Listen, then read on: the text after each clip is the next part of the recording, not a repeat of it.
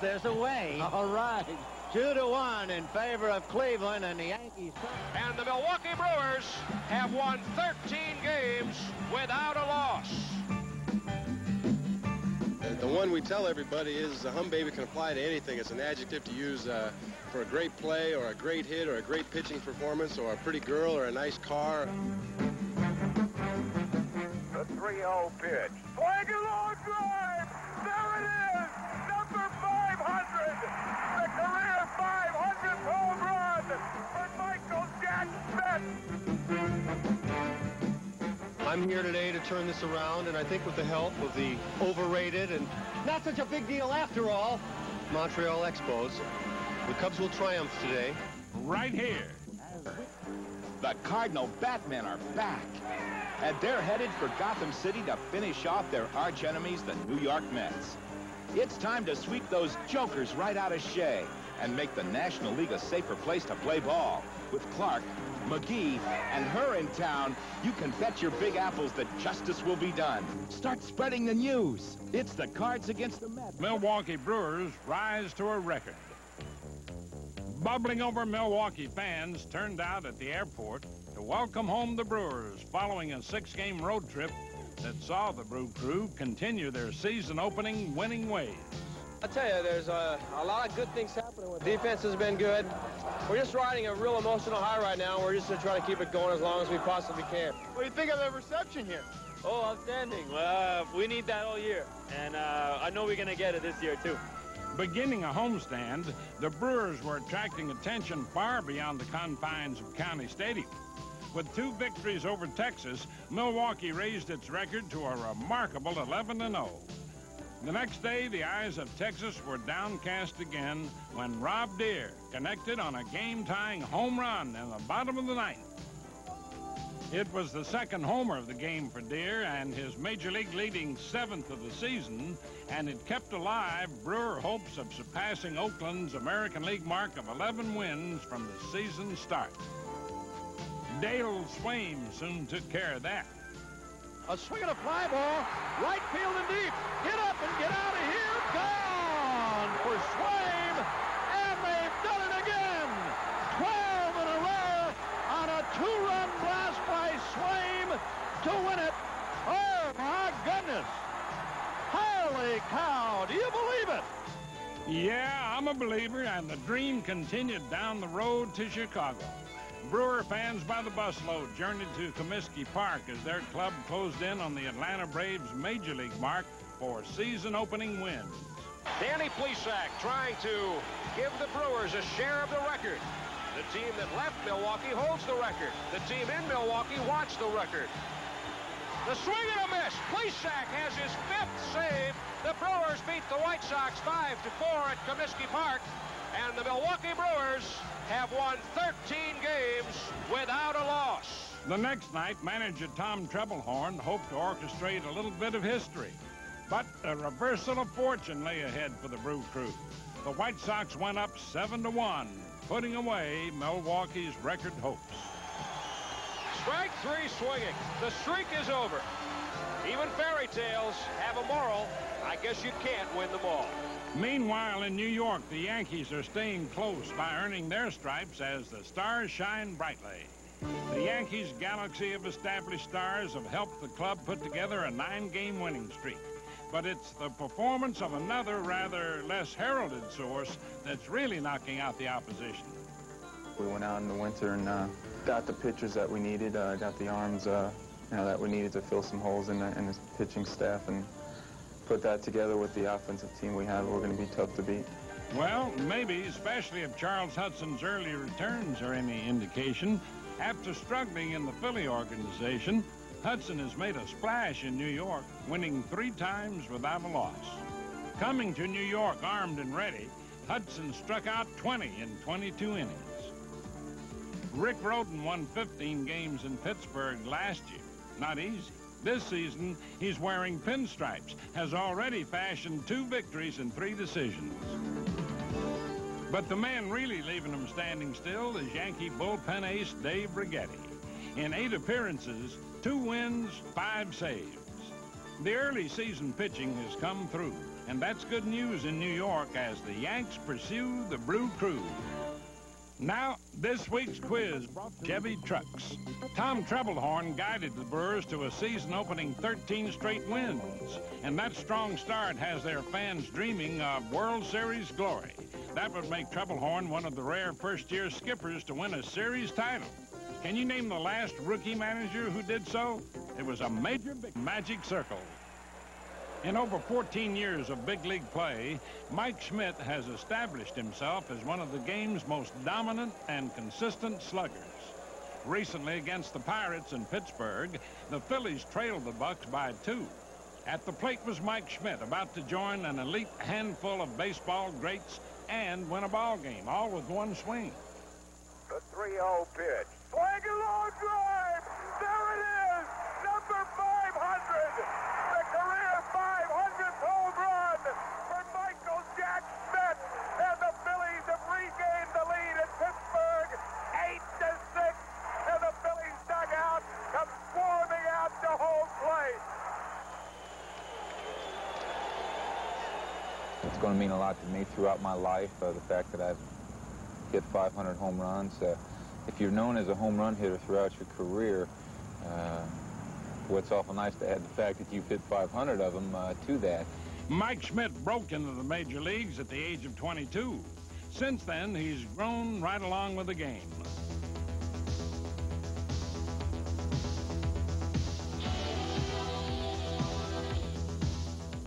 Always focused, Schmidt knew that milestones are an accumulation of memories rather than one moment in isolation. They're only special to me at certain times, you know. I guess when you may be sitting around having a beer or two with some people and you're talking about people who have set records.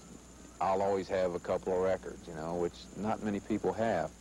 Seems like all of a sudden there they are, you know. Hey, I mean, I can remember hitting my 200th home run off of Vida Blue in Candlestick Park. This will be a payoff pitch from Vida Blue to Mike Schmidt, and it's hit in the air to center field. Herndon is retreating, going way back.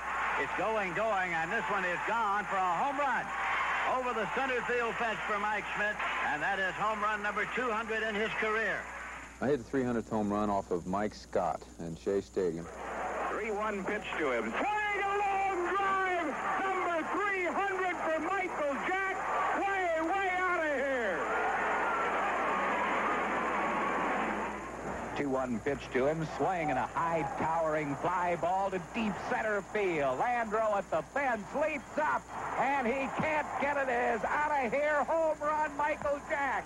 His 400th lifetime. I'll always remember crossing home plate and having the announcer announce that I just hit my 400th, and welcoming from my team, and then again getting called out of the dugout. That's one of the milestones of my career, which I'll always remember. Only 14 men in history have hit 500 home runs, but for Schmidt, this cherished milestone is not an end in itself. I still have some playing time left, and I hopefully when I get out of the game can get to a point where there's even a much more select group that played at the level that I played in. And I don't know whether you call that pride, desire, showmanship, ego. I don't know. I don't label it with anything other than I love to play, and I would love to get better. Well, here's to you, Michael Jack. Congratulations. In San Francisco, the city's going crazy. Everybody's fired up about those hum babies. The focus of attention in the city by the Bay has been the quick start of the Giants, standing tall again in the National League West. Winning 11 of their first 15 games, Roger Craig's ball club has continued to build on the potential shown last season. Significantly, of those 11 victories, 9 have come by a one-run margin. That harkens back to 1978, when a Giants team led by Joe Altobelli set a major league record with 42 one-run victories, and Candlestick was often set aflame. 2-0 pitch. Hit deep to left. Way back. A grand slam. Mike Ivy, a grand slam. This year, the fires have kept burning bright by a baseball catchphrase that has caught on from San Jose to that ballpark by the Bay. Hum baby. The driving force and head hum baby is manager Roger Craig, and he's got the whole ball club humming his tune once they figured out what it meant. My interpretation of hum baby is when I used to be a catcher in the Pee Wee League. Hum baby, hum baby, hum baby, hum baby. You know, that was my interpretation. Hum baby can apply to anything. It's an adjective to use for a great play or a great hit or a great pitching performance or a pretty girl or a nice car. It's kind of like a little man sits here on your, you got a bad one over on your left shoulder and a good one on your right shoulder. Hum baby is a good one on your right shoulder. Never giving up, always thinking that we're in a ball game, and always having the ability to explode. I got a lot of hum babies on my club. A club that keeps humming on strong. Now, let's open the notebook for This Week in Baseball's Twib Notes from around the National League. Overture in Montreal. Opening day at the Big O, which after 11 years finally has a roof atop it. And how about a brand new applause meter? That meter probably wasn't too high after Philadelphia's Lance Parrish snubbed the new dome by raining on the Expos parade with a ninth-inning homer to give the Phillies a lead. That certainly sounded good to the Phils, but Expo skipper Buck Rogers could have skipped that as well as what followed with Glenn Wilson at bat. Going, it is gone. And the Expos are sent to their first loss at home beneath the dome. In Pittsburgh, big news in a Pirates game against the Mets. In the top of the ninth, New York leading 9-6. Wally Backman batting, 2 runners in scoring position. And what happened next was a first for the Mets in 16 years. 3 balls, 2 strikes, pitch to Backman. Bouncer to the right side. Johnny Ray coming in. He looks Carter back to third. Now the throw they got to Strawberry and a run down between second and third. They got the out at first base. Gonzalez chasing Strawberry. They got out number 2. They had a chance for a triple play. Gonzalez to Ortiz. Ortiz chasing Carter back toward third. Ortiz tags up triple play. Wow. Now, let's check out as Yankee manager. And the Major led New York to 109 wins and a World Series victory over Cincinnati in his very first year. Of course, not every rookie skipper could boast the likes of the M&M boys in his lineup. That season, Houck got plenty of support with 54 home runs from Mickey Mantle and a record-setting 61 from Roger Marin. Presents a new departure in the annals of sports broadcasting. In the comedic tradition of This Week in Baseball, we present Bill Murray, who recently teamed up with Chicago Cubs announcer Steve Stone. We believe Mr. Murray is the game's first off-color commentator, and we should point out that the views represented are solely his own because he's even funnier than we are. I'm here today to turn this around, and I think with the help of the overrated and not such a big deal after all, Montreal Expos, the Cubs will triumph today. A beautiful day here at the true Wrigley Building at the corner of Clark and Addison. Today it's baseball, the Cubs and the Expos. Starting for the Expos in left field, Casey Candel. He's no good. In right field is Mitch Webster. He's no good. At first is Andre, how would you folks at home say that name? Andre Galarraga. I don't think there's any question, but the names on the Cubs are a lot easier to pronounce, and they seem to be more like baseball players' names.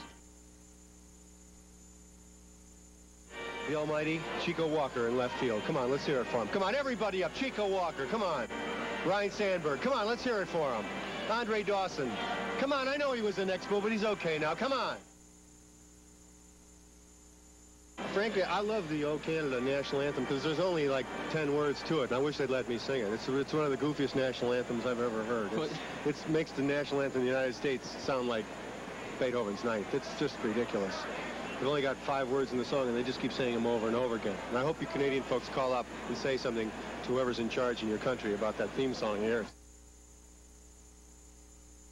The real problem today is that there's a delay because of the umpires getting dressed. Now, what is it that umpires do when they dress? I mean, how many problems can they have? It's basically the one color that they're wearing, right? It's not like they're holding up different sport coats in front of the mirror and saying, well, Jocko, what do you think of this look? I mean, what do you think? That does not look like a man who has a lot of trouble deciding what to wear. I bet he doesn't have a closet that's half full. There is Eric Gregg. I think the picture speaks for itself, folks. Now, wait a second. There's Jamie Moyers. The kid almost pitched a no-hitter. Get that guy away from him. He could fall. Pitching coach Larry Barnard out to talk with Floyd Yeomans. It's a hit the road, Barnard, will you? Hey, Meat, back in the dugout. You got something to say, yell it, will you?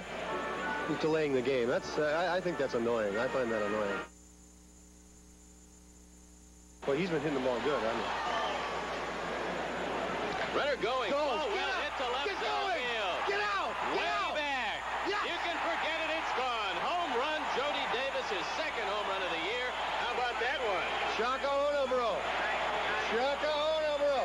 Everybody on their feet here in Wrigley Field. Come on, let's hear it for him. What a success story. That sweet kid from Georgia hit one into the stands. Oh, that was sweet. The Cubs are going to take their first win at home, and the fans are standing up to appreciate it. Louder! Scream louder! Come on, Rick. Good night! Goodbye, everybody! Wahoo! Wahoo, McDaniel!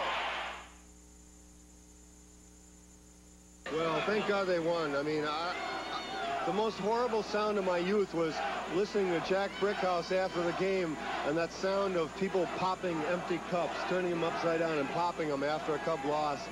It haunted me, and all I hoped was that I wouldn't have to hear that sound today. Instead, we've got a bunch of ugly people down here just screaming and hollering because the Cubs won. How about that? A job well done by Mrs. Murray's little boy, Bill. But you know, things don't always go so smoothly. Getting into the flow isn't all that easy, and sometimes even the best intentioned thoughts get turned upside down. Roscoe came in and finished out the ball game a little shaky. Didn't get a save because of the rules. He did not pitch 3 innings, and he came in without the on-deck batter being a batter that he would face in his next approach to pitching to the hitters. Excuse me? Hi, I'm Peter Gavita of the Texas Rangers. Catch all the Major League action on this week. No, I'm not. This is Dan Gladden. And this is Robbie Thompson. We never... Catch all the action of Major League Baseball. No. I'm Mike Scott of the Houston Astros. Catch all the action of this week. Hey, let me see that again. I'll never get through this. We never miss this week in baseball. On this station. On this station or channel? Station. This station. God, I'm having trouble with this one. Get Bert Convy for this stuff.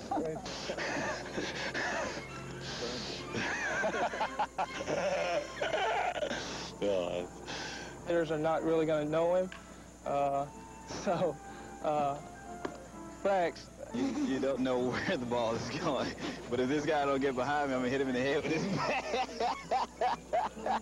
I can't think of anything else that I really want to talk about. The reason I'm telling you this is because I know you won't show it. We never watch This Week in Baseball, so don't you watch it. Yeah, it sounds good to me.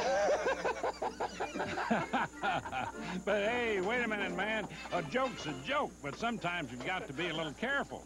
And speaking of careful, that's what Cincinnati's Dave Parker hopes to be a little more of after a recent escapade into the dark side of the snatch catch. Fly ball right field. It should end the inning. Dave Parker there for the catch. He dropped the ball.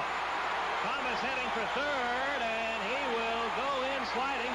And there is something that you will very, very seldom see. Now, this week's flashback, brought to you by Gatorade Thirst Quencher. Gatorade is thirst aid for that deep-down body thirst.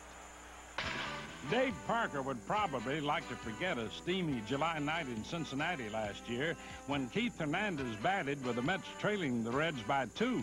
New York had 2 on, 2 out, bottom of the ninth. And he hits it to right field. Parker going back. He drops the ball. Both runs score. Hernandez to second, and the game is tied. Unbelievably, Dave Parker drops the final out of the ball game, and the Mets tie the game on the error. Definitely not a rosy moment for the Reds, nor for either team was this brawl that broke out between Ray Knight and Eric Davis, a brawl that led to ejections and the game's first protest. I kind of protested the ball game because I didn't think it was fair for a guy to come off their bench and get in a fight with one of my regular players. Their player was of no consequence, but mine was a regular player, and it limited my bench. I'd already made a number of moves to get it back in the ball game, so I now only had 7 everyday players. So I had to put a pitcher in the outfield, and so I used my 2 short men. I'd seen Whitey Herzog do it earlier in the year with a left-hander in Morel, and I thought it would be interesting to try. In extra innings, manager Johnson pulled strings like a puppeteer. Reliever Roger McDowell changed gloves for the outfield, switching off with Jesse Orozco. Meanwhile, Red manager Pete Rose questioned the legality of the multiple switches. But in the outfield, McDowell came away empty-handed. I finally get a fly ball to left field, and I'm sitting there camped under it, and Lenny steps on my foot to get to get the fly ball. Not only scared me, but he didn't want me to drop it. He didn't have a lot of faith in me. More faith in McDowell as a pitcher, and no choice when it came to a line shot for Jesse Orozco during his outfield stint. Later in the 12th, Howard Johnson delivered his own version of an uncatchable ball. And he hits it deep to right field. Parker going back. It's Tater time. This ball's out of here. Howard Johnson with a 3-run home run, and the Mets lead 6-3. That's the way it stayed going into the Reds' final at bat. Finishing up in his accustomed spot, Roger McDowell got the win, and the pennant-bound Mets came away with a victory on that steamy night. The celebration continues in Kemper